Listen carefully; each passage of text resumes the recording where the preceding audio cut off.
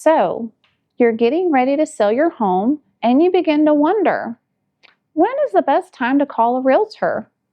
Honestly, it depends on how quickly you want to put your home on the market. There can be a lot of steps involved in getting your home ready. Many homeowners believe that they have to fix everything before they call a realtor. Don't let that myth fool you. Meeting with a realtor and doing a pre-listing walkthrough is your first step. That's where a plan is created.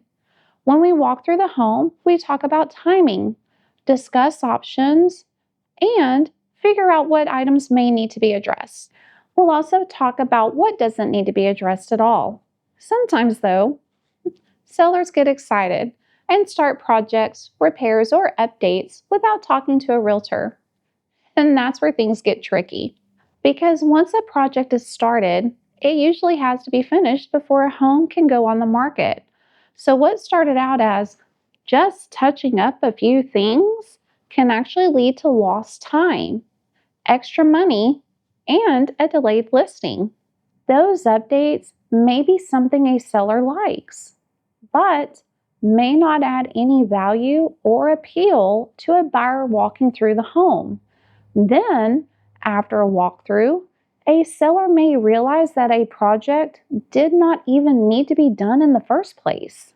Then there are times when the seller realizes through the walkthrough that things really aren't as bad as they seem. For example, I once had a seller who really thought he needed to repaint his whole house just to brighten it up. Then we realized the biggest issue was his light bulbs. These are just a few examples of why a pre-listing walkthrough really does matter. The walkthrough is not about determining if the home is perfect or not. It is about creating a clear path before everything moves forward.